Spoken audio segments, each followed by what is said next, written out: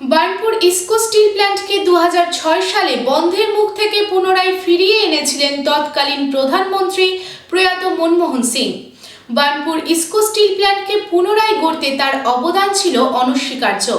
তার প্রয়াণের পর শোক প্রকাশ করেছেন ইস্কো স্টিল প্ল্যান্টের আধিকারিক সহ শ্রমিক ইউনিয়ন এবং কর্মীরা।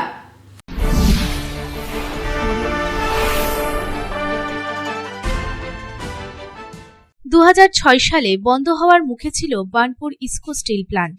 শ্রমিকেরা মজুরিও পেত না ঠিকমতো। তবে এই গল্পের মোড় ঘোরায় প্রয়াত প্রাক্তন প্রধানমন্ত্রী মনমোহন সিং।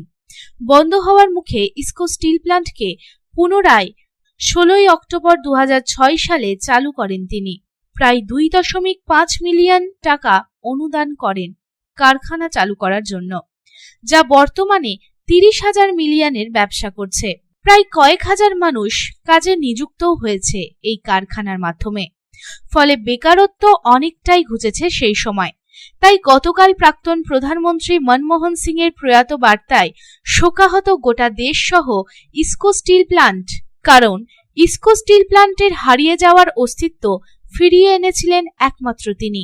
এ বিষয়ে আইএনটিইউসি নেতা হরজিৎ সিং জানান, 2006 সালে সেলের পরিস্থিতি অনেকটাই খারাপ ছিল। এই সময় কাউকেই পাশে পায়নি। কারখানাও লোকসানের মুখে চলছিল। 2 থেকে 3 মাস পর মাসিক বেতন পাওয়া যেত। ডক্টর মনমোহন সিং এর সাথে আমরা 2 বার দেখা করেছি। দিল্লিতে তিনি আশ্বাস দেন কারখানাকে বাঁচাবো। মনমোহন সিং এখানে আসেন এবং 16 অক্টোবর 2006 সালে ইস্কো প্ল্যান্টের উদ্বোধন করেন। 2.5 মিলিয়ন কারখানার জন্য অনুদানও করেন তিনি। 18,000 কোটি টাকা ওই প্রজেক্ট পায়। 1,000 জন প্রায় লোক এখানে কাজ পেয়েছে। মনমোহন সিংজি কারখানার লোকেদের বাঁচান। বার্নপুর সেল ডক্টর মনমোহন সিং এর জন্যই আজ এখানে আছে। নতুন কারখানার জন্য 35,000 কোটি টাকা স্যাংশন হয়েছে। এই প্রজেক্ট 2028 পরই চালু হবে। ডক্টর মনমোহন সিং এর কর্মের জন্যই বার্নপুর এমন একটি আশানুরূপ ফল পেয়েছে। আমরা আজ তার জন্য শোকাহত। वहीं से वो इसको कारखाना का 24/10/2006 को उद्बोधन किए थे और 16/2/2006 में सेल में मर्ज हुआ था इसको स्टील प्लांट। तो इसको स्टील प्लांट उसमें का स्थिति बहुत ख़राब था और लगभग 14 साल हम लोग बीएफआर में थे। बीएफआर में रहने के कारण हम लोग को कहीं से कोई मदद नहीं मिला। कारखाना भी नुकसान में चल रहा था और 2-2, 3-3 महीना बाद हम लोगों को सैलरी मिलता था। स्थिति बहुत गंभीर था। उस हालात में UPA 1 में मनमोहन सिंह जी प्राइम मिनिस्टर होकर आए। बुद्धदेव भट्टाचार्य जी यहाँ चीफ मिनिस्टर थे। रामविलास पासवान जी स्टील मिनिस्टर थे। तो हम लोग इसको सेफ कमेटी यहाँ बनाए थे। इसको सेफ कमेटी के माध्यम से हम लोग रंजन दास मुंशी जी से मुलाकात किए, सोनी जी से मुलाकात किए। तो उन्होंने टाइम करा के दिया। डॉक्टर मनमोहन सिंह से हम लोग मिले 2 बार जाकर दिल्ली में और उन्होंने आश्वासन दिया कि हम लोग ये जो इसको कारखाना है उसको हम लोग बचाएंगे। और ऐसा राजीव जी का भी यहाँ उद्योग था कि इसको को हम लोग बेस्ट स्टील प्लांट में लाएंगे।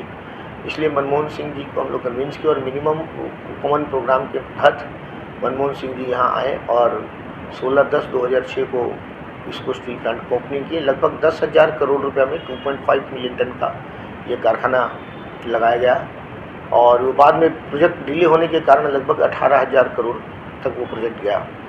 तो आज जो आपको 2.5 मिलियन का नया कारखाना और हज़ारों लोगों को नया रोजगार मिला, ये मनमोहन सिंह जी की ही देन थी। उनकी सोच, उनका विचार, उनकी जो विचारधारा थी, उन्होंने आज मजदूरों को यहाँ मदद की, मजदूरों को बचाया, कारखाने को उन्नत कराया और आज बार्नपुर पूरा उन्नतशील है। डॉक्टर मनमोहन सिंह जी के ही देन है। আইএনটিইউসি জনপ্রতিনিধি অজয় কুমার রায় জানান, আমাদের মনে হয়েছিল এই কারখানা বন্ধ হয়ে যাবে। তবে ডক্টর মনমোহন সিং এই কারখানার জন্য বৃহৎ পরিমাণে অনুদান করেছেন। তাই জন্য আজ এই বার্নপুর কারখানা এত উজ্জ্বল। তিনি দেশের অর্থনীতিকে বাঁচিয়েছেন। আজ তার জন্য দেশ এত উন্নত। বার্নপুরের লোকেরা সব সময় তাকে মনে রাখবে। यही कहेंगे कि हम लोग यहाँ के जो वर्कर थे, जो निवासी थे, हम लोग जी के मर रहे थे। कब पता नहीं चल रहा था कि कब क्या होगा। 13-14 साल बीएफआर में रहते हुए हम लोग को लग रहा था कि ये कारखाना बंद हो जाएगा। लेकिन हम डॉक्टर मनमोहन सिंह को, हम लोग यहाँ के जो निवासी हैं, ये वो आज यहाँ के प्लांट के जो वर्कर हैं, कभी भूल नहीं सकेंगे उनके देन को, उनकी दूरदर्शिता को। उन्होंने बीएफआर से निकलवाया, साथ ही कंपनी को मर्ज करवाया सेल में और उस समय में 18,000 कोटी टका उन्होंने इन्वेस्ट किया, जिसके कारण आज 2.5 मिलियन टन का कारखाना अभी चल रहा है। और उन्हीं का देन है कि आज यहाँ 35,000 करोड़ रुपया और खर्च होने जा रहा है। आने वाले दिन में यहाँ जो बर्नपुर के निवासी हैं वो अच्छे से इस बात को निभाएंगे और यहाँ सोना बरसेगा, हम लोग ऐसा विश्वास रखते हैं। আসানসোল থেকে সন্তোষ মণ্ডলের report, public Times. I am Dr. Radha Krishna. I am a gastroenterologist and a liver specialist. So I do visit Durgapur once a month. I stay here for 2 days. So we do different types of procedures pertaining to gastroenterology and liver. So we have a range of evaluations that we do here. We do the routine endoscopy, colonoscopy. Starting from there, we have advanced technologies like nasal endoscopy, liver fibroscan, capsule endoscopy.